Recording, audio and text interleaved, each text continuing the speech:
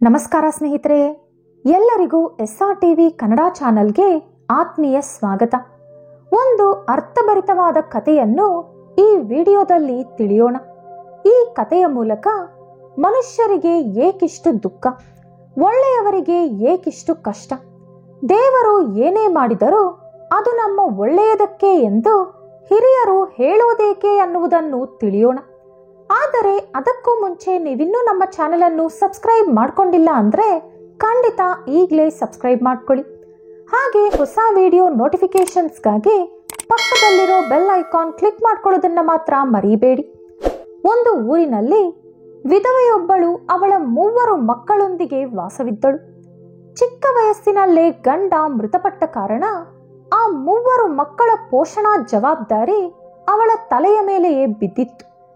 ಹೊರಗಿನ ವ್ಯವಹಾರ ಎಲ್ಲ ಕೂಡ ಅದುವರೆಗೂ ಗಂಡ ನೋಡಿಕೊಳ್ಳುತ್ತಿದ್ದ. ಈಗ ಹಠಾತ್ತನೆ ಗಂಡ ಮೃತಪಟ್ಟ ನಂತರ ಅವಳಿಗೆ ಆಕಾಶವೇ ತಲೆ ಮೇಲೆ ಬಿದ್ದಂತಾಗಿತ್ತು. ಯಾವ ಕೆಲಸವೂ ಗೊತ್ತಿರಲಿಲ್ಲ. 4 ಮನೆ ಕೆಲಸ ಮಾಡುತ್ತಾ ಮಕ್ಕಳನ್ನು ಸಾಕುತ್ತಿದ್ದಳು. ಇದೇ ಕೊರಗಿನಲ್ಲಿ ಅವಳ ಆರೋಗ್ಯ ಕೂಡ ಹಾಳಾಯಿತು. ಕೊನೆಗಳಿಗೆ ಬಂದೇ ಬಿಟ್ಟಿತು. ಅವಳ ಪ್ರಾಣ ತೆಗೆದುಕೊಂಡು ಬರುವಂತೆ ಯಮ ಒಬ್ಬ ದೂತನನ್ನು ಕಳಿಸಿದರು. ಯಮದೂತ ಅಲ್ಲಿ ಬರುವ ಹೊತ್ತಿಗೆ ಆ ಹೆಣ್ಣು ನೆಲದ ಮೇಲೆ ಬಿದ್ದಿದ್ದಳು. ಅವಳ 3 ಮಕ್ಕಳು ಅವಳ ಸುತ್ತ ಕುಳಿತುಕೊಂಡು ಅವಳ ಮೇಲೆ ತಲೆ ಇಟ್ಟು ಜೋರಾಗಿ ಅಳುತ್ತಿದ್ದರು. ಅದನ್ನು ನೋಡಿದ ದೂತ, ಅಯ್ಯೋ 3 ಚಿಕ್ಕ ಮಕ್ಕಳು, ಇವರ ತಂದೆ ಯಾವಾಗಲೂ ಮೃತಪಟ್ಟಿದ್ದಾನೆ. ಈಗ ಇವರ ಅಮ್ಮನ ಪ್ರಾಣ ಕೂಡ ತೆಗೆದರೆ ಈ ಮಕ್ಕಳಿಗೆ ಗತಿಯಾರು ಎಂದು ಯೋಚಿಸಿ ಆ ಮಹಿಳೆಯ ಪ್ರಾಣ ತೆಗೆಯದೆ ಹಾಗೆ ಹಿಂದಕ್ಕೆ ಹೊರಟು ಹೋದ. ಬರಿಗೈಲಿ ಬಂದ ದೂತನನ್ನು ನೋಡಿ ಯಮಧರ್ಮರಾಜ ಆ ಮಹಿಳೆಯ ಪ್ರಾಣ ತರಲು ಕಳಿಸಿದರೆ ಬರಿಗೈಲಿ ಏಕೆ ಬಂದೆ ಎಂದು ಕೇಳಿದರು. ಅದಕ್ಕೆ ಆ ದೂತ, ಅಯ್ಯೋ ಪ್ರಭು, ನನ್ನ ಜಾಗದಲ್ಲಿ ನೀವಿದ್ದರೂ ಕೂಡ ಅದೇ ಮಾಡುತ್ತಿದ್ದಿರಿ. ಆ ಮಹಿಳೆ ಹಾಗೂ ಅವಳ ಮಕ್ಕಳ ಕಷ್ಟವನ್ನು ನನ್ನಿಂದ ನೋಡಲು ಸಾಧ್ಯವಾಗಲಿಲ್ಲ. ನಾನು ನಿಮ್ಮ ಆಜ್ಞೆಯ ಪ್ರಕಾರ ಆ ಹೆಣ್ಣಿನ ಪ್ರಾಣ ತೆಗೆಯಲು ಹೋದೆ.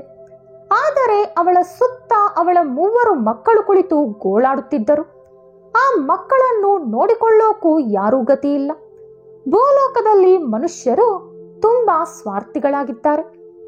ಲಾಭ ಇಲ್ಲ ಅಂದರೆ ಯಾರು ಯಾರಿಗೂ ಸಹಾಯ ಮಾಡುವುದಿಲ್ಲ. ಆ ಹೆಣ್ಣಿಗೆ ನೀವು ಸ್ವಲ್ಪ ದಯೆ ತೋರಿಸಿ ಆಯಸ್ಸು ಹೆಚ್ಚಿಸಿದರೆ ಆ ಮಕ್ಕಳನ್ನು ಸಾಕಿ ಬೆಳೆಸುತ್ತಾಳೆ. ಅದರ ನಂತರ ನಾವು ಅವಳನ್ನು ಕರೆತರೋಣ ಅಂದ ಯಮದೂತ.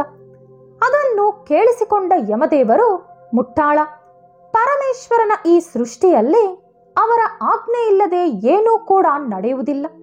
ಅವರ ಆಜ್ಞೆ ಇಲ್ಲದೆ ನಾವು ಯಾರಿಗೂ ಪ್ರಾಣ ಕೊಡುವುದಾಗಲಿ ತೆಗೆಯುವುದಾಗಲಿ ಮಾಡಲಾಗದು. ಶಿವ ಏನೇ ಮಾಡಿದರೂ ಒಳ್ಳೆಯದೇ ಮಾಡುತ್ತಾರೆ. ಆ ವಿಧಾತನ ಬರಹವನ್ನು ಬದಲಾಯಿಸಲು ನೀನ್ಯಾರು? ನೀನು ಶಿವನ ಆಜ್ಞೆಯನ್ನು ಮೀರಿ ದೊಡ್ಡ ತಪ್ಪು ಮಾಡಿದ್ದೀಯ. ಇದಕ್ಕೆ ನೀನು ಪ್ರಾಯಶ್ಚಿತ ಅನುಭವಿಸಲೇಬೇಕು.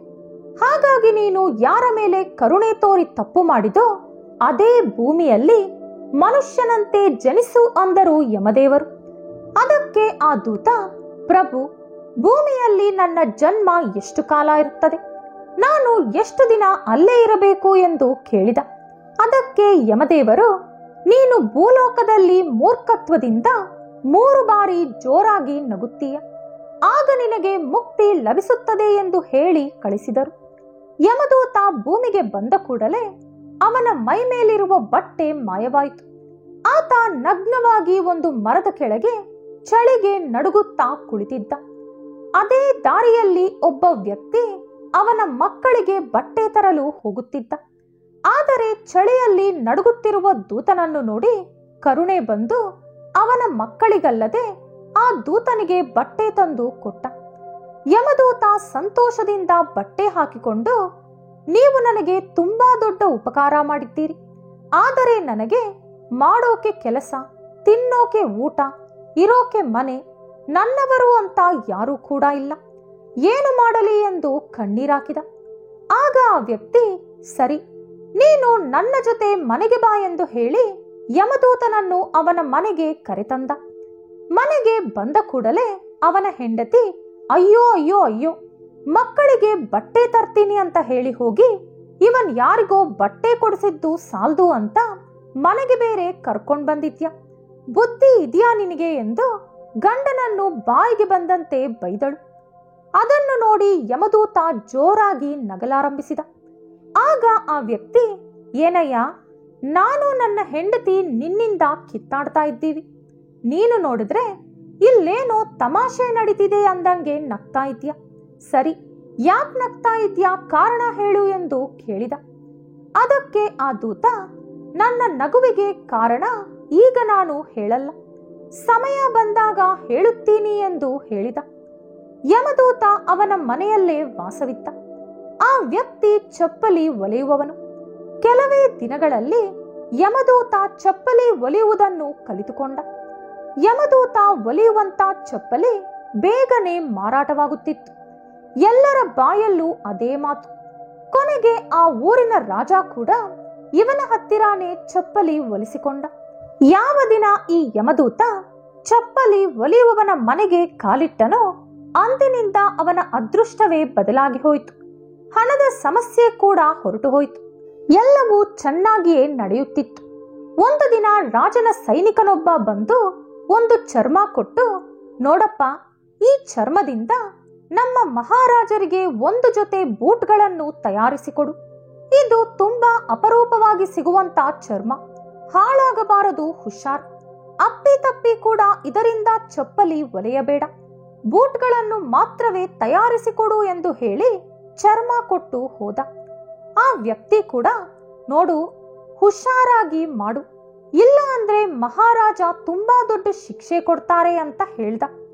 ಆದರೆ ಯಾರೆಷ್ಟೇ ಹೇಳಿದ್ರೂ ಕೂಡ ಕೊನೆಗೆ ಯಮದೂತ ಮಾತ್ರ ಆ ಚರ್ಮದಿಂದ ಚಪ್ಪಲಿಯನ್ನೇ ತಯಾರಿಸಿದ. ಅದನ್ನು ನೋಡಿ ಆ ವ್ಯಕ್ತಿಗೆ ಜೀವ ಹೋದಂತಾಯಿತು. ಅವನು ಯಮದೂತನನ್ನು ಬಾಯಿಗೆ ಬಂದಂತೆ ಬೈದು ಅವನನ್ನು ಹೊಡೆಯೋಕೆ ಕೋಲು ತೆಗೆದುಕೊಂಡು, ಅಯ್ಯೋ ಮುಟ್ಟಾಳ ಶಿಖಾಮಣಿ, ಎಷ್ಟು ಸಾರಿ ಅರ್ಥ ಆಗುವಂತೆ ಹೇಳಿದೆ ನಿನಗೆ. ಈಗ ಮಹಾರಾಜ ನಿನ್ನನ್ನು ನನ್ನನ್ನು ಇಬ್ಬರನ್ನು ಕೊಂದು ಬಿಡ್ತಾರೆ, ನೀನೇನೋ ಅನಾಥ, ಆದರೆ ನನ್ನ ಹೆಂಡತಿ ಮಕ್ಕಳ ಗತಿ ಏನು ಎಂದು ಬೈಯಲಾರಂಭಿಸಿದ. ಅವನು ಅಷ್ಟೊಂದು ಬೈಯುತ್ತಿದ್ದರೆ ಈ ಯಮದೂತ ಮಾತ್ರ ಜೋರಾಗಿ ನಗುತ್ತಿದ್ದ.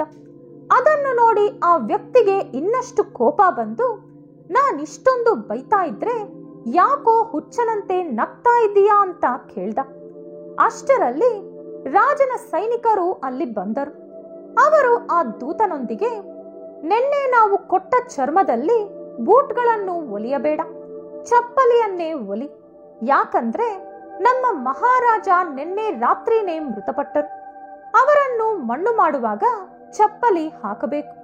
ಅವರು ಎಷ್ಟೋ ಇಷ್ಟಪಟ್ಟ ಈ ಚರ್ಮದಿಂದ ತಯಾರಿಸಿದಂತ ಚಪ್ಪಲಿ ಹಾಕಿ ಮಣ್ಣು ಮಾಡಿ ಎಂದು ನಮ್ಮ ರಾಜ ಸಾಯುವಾಗ ಹೇಳಿದ್ದಾರೆ.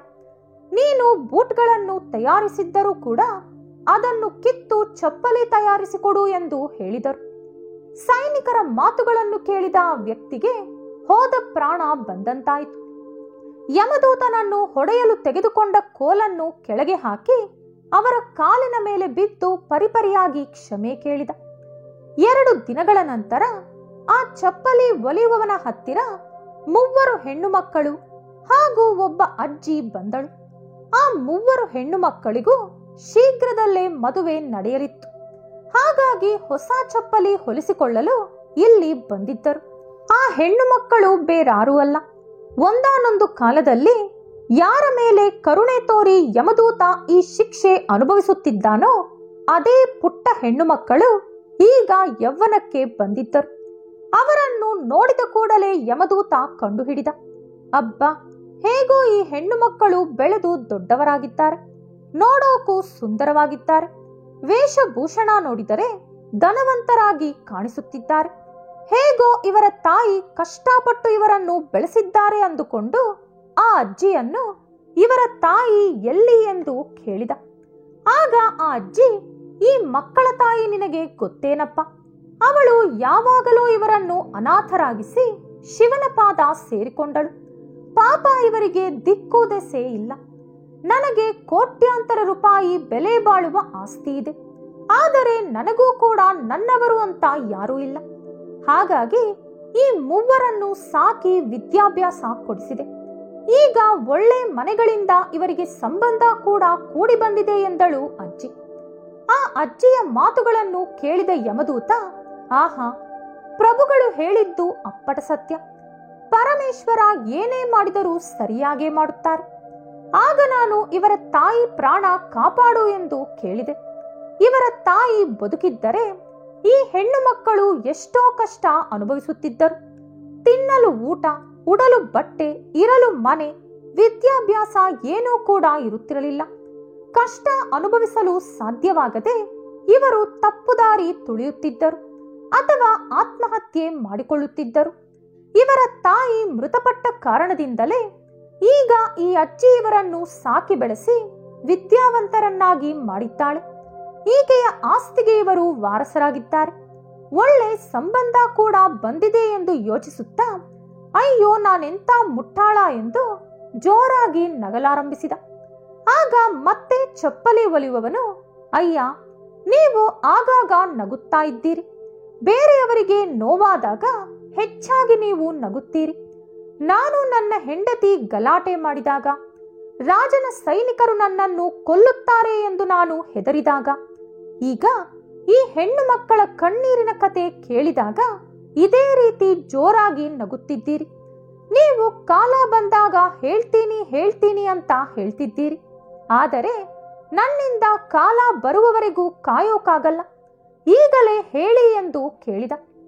ಆಗ ಆ ಯಮದೂತ, ನಾನು ಭೂಲೋಕಕ್ಕೆ ಬಂದಾಗಿನಿಂದಲೂ ಇದುವರೆಗೂ 3 ಬಾರಿ ನಾನು ಜೋರಾಗಿ ನಕ್ಕಿದೆ. ಇಲ್ಲಿಗೆ ನನಗೆ ಮೋಕ್ಷ ಲಭಿಸಿದೆ. ಇನ್ನು ನಾನು ನನ್ನ ಲೋಕಕ್ಕೆ ಹೋಗಬಹುದು. ನಿನಗೆ ಕಾರಣ ಹೇಳುವ ಕಾಲ ಕೂಡ ಬಂದಾಯಿತು ಎಂದು ನಡೆದ ಎಲ್ಲಾ ವಿಷಯವನ್ನು ವಿವರಿಸಿದ. ನಾನು ಮೊದಲನೇ ಬಾರಿ ನಿನ್ನ ಮನೆಗೆ ಬಂದಾಗ ನೀನು ನನಗೆ ಬಟ್ಟೆಗಾಗಿ ದುಡ್ಡು ಕೊಟ್ಟೆ ಎಂದು ನಿನ್ನ ಹೆಂಡತಿ ದುಃಖಪಟ್ಟು ನಿನ್ನನ್ನು ಬೈದಳು. ಆಕೆಗೆ ಇದುವರೆಗೂ ನಾನೆಂದರೆ ಕೋಪ. ಇಂದಿಗೂ ಕೂಡ ನಾನು ನಿನ್ನ ಮನೆಯಲ್ಲಿದ್ದೇನೆ ಎಂದು ಆಕೆ ಗಲಾಟೆ ಮಾಡುತ್ತಲೇ ಇರುತ್ತಾಳೆ. ಆದರೆ ನಾನು ನಿನ್ನ ಮನೆಗೆ ಬಂದಾಗಿನಿಂದ ನಿಮ್ಮ ಜೀವನವೇ ಬದಲಾಗಿದೆ. ನೀನು ಧನವಂತನಾಗಿದ್ದೀಯ, ಅದು ಆಕೆಗೆ ಕಾಣಿಸುತ್ತಿಲ್ಲ. ನೀನು ನನಗೆ ಖರ್ಚು ಮಾಡಿದ ಹಣ ಮಾತ್ರವೇ ಕಾಣಿಸುತ್ತಿದೆ. ಆಕೆಯ ಮೂರ್ಖತ್ವ ನೆನೆಸಿಕೊಂಡು ಮೊದಲ ಬಾರಿ ನನಗೆ ನಗು ಬಂತು. ಇನ್ನು 2ನೇ ಬಾರಿ ನಿನ್ನ ಮೂರ್ಖತ್ವ ನೆನೆಸಿಕೊಂಡು ನಗು ಬಂತು. ಯಾಕಂದ್ರೆ ನಾನು ರಾಜನಿಗೆ ಬೂಟ್ಗಳ ಬದಲಾಗಿ ಚಪ್ಪಲಿ ಒಲಿದೆ ಎಂದು ನೀನು ನನ್ನನ್ನು ಒಡೆಯಲು ಕೋಲು ಹಿಡಿದುಕೊಂಡು ಬಂದೆ. ಆದರೆ ರಾಜನಿಗೆ ಬೂಟ್ಗಳಿಗಿಂತ ಚಪ್ಪಲಿ ಅವಸರವೇ ಬಂತು. ರಾಜ ಸತ್ತ ಎಂಬ ದುಃಖಕ್ಕಿಂತ ನೀನು ಬದುಕಿದೆ ಎಂಬ ಸಂತೋಷವೇ ನಿನಗೆ ಹೆಚ್ಚಾಯಿತು. ಒಂದೊಂದು ಬಾರಿ ನಾವು ಮಾಡುವ ತಪ್ಪು ಕೂಡ ಸರಿಯಾಗೇ ಇರುತ್ತದೆ. ನೀವು ಮನುಷ್ಯರು ಈಗ ಏನಾದರೂ ಚಿಕ್ಕ ತಪ್ಪು ನಡೆದಿದ್ದರೆ ಅದರ ಬಗ್ಗೆ ಹೆಚ್ಚಾಗಿ ದುಃಖಿಸಿ ದೇವರನ್ನು ನಿಂದಿಸುತ್ತೀರಿ. ಆದರೆ ಆ ತಪ್ಪಿನಿಂದ ಒಂದು ಒಳ್ಳೆಯದು ಕೂಡ ನಡೆದಿರುತ್ತದೆ ಎಂದು ತಿಳಿದುಕೊಳ್ಳುವ ಸಾಮರ್ಥ್ಯ, ತಾಳ್ಮೆ ನಿಮಗೆ ಇರುವುದಿಲ್ಲ. ಚಿಕ್ಕ ಅಪಘಾತ ನಡೆದರೆ ಅಯ್ಯೋ ಬೇರೆಯವನಿಗೆ ಆಗಬಾರದಿತ್ತ, ನನ್ನ ಮಗನಿಗೆ ಆಗಬೇಕಾ ಅಂತೀರ. ಆದರೆ ಬೇರೆಯವರು ಕೂಡ ಮನುಷ್ಯರೇ ಎಂದು ಮರೆತು ಹೋಗುತ್ತೀರಿ. ಕೆಲವೊಮ್ಮೆ ದೊಡ್ಡ ಅಪಘಾತವಾಗದೆ ಚಿಕ್ಕ ಅಪಾಯದಲ್ಲೇ ಭಗವಂತ ನಿಮ್ಮನ್ನು ಕಾಪಾಡಿರುತ್ತಾನೆ. ಅದು ನಿಮಗೆ ತಿಳಿಯುವುದಿಲ್ಲ. ಒಂದು ಕೆಟ್ಟದ್ದು ನಡೆದರೆ ಒಂದು ಒಳ್ಳೆಯದು ನಡೆಯುತ್ತದೆ ಎಂದು ನಿಮಗೆ ಗೊತ್ತಾಗುವುದಿಲ್ಲ. ನಿಮ್ಮ ಮೂರ್ಖತ್ವದಿಂದ ನನಗೆ 2ನೇ ಬಾರಿ ನಗು ಬಂತು. ಇನ್ನು 3ನೇ ಬಾರಿ ನನ್ನ ಮೂರ್ಖತ್ವದಿಂದ ನನಗೆ ನಗು ಬಂತು. ಹಣೆ ಬರಹ ಭಗವಂತನನ್ನು ಬಿಟ್ಟು ಯಾರಿಂದಲೂ ಬದಲಾಯಿಸಲಾಗದು. ಅಂಥದ್ದು ನಾನು ಬದಲಾಯಿಸಬೇಕು ಅಂದುಕೊಂಡೆ. ಅದನ್ನು ನೆನೆಸಿಕೊಂಡು ನಗು ಬಂತು. ಕೊನೆಯದಾಗಿ ಒಂದು ಮಾತು ನೆನಪಿಟ್ಟುಕೋ, ದೇವರು ಏನೇ ಮಾಡಿದರೂ ಅದು ನಿಮ್ಮ ಒಳ್ಳೆಯದಕ್ಕೆ ಎಂದು ಮರೆಯಬೇಡ. ಇನ್ನು ನಾನು ನನ್ನ ಲೋಕಕ್ಕೆ ಹೋಗುವ ಸಮಯ ಬಂದಾಯಿತು ಎಂದು ಹೇಳಿ ಯಮದೂತ ಮಾಯವಾದರು. ಈ ವಿಡಿಯೋ ನಿಮಗಿಷ್ಟವಾದಲ್ಲಿ ಲೈಕ್ ಹಾಗೂ ಶೇರ್ ಮಾಡಿ. ಇಂತಹ ಹೆಚ್ಚಿನ ಆಸಕ್ತಿಕರ ಕಥೆಗಳಿಗಾಗಿ ತಪ್ಪದೇ ನಮ್ಮ ಚಾನೆಲ್ ಅನ್ನು ಸಬ್ಸ್ಕ್ರೈಬ್ ಮಾಡಿಕೊಳ್ಳಿ. ನಾಳೆ ಮತ್ತೊಂದು ವಿಡಿಯೋದೊಂದಿಗೆ ಪುನಃ ಭೇಟಿಯಾಗೋಣ. ಧನ್ಯವಾದಗಳು.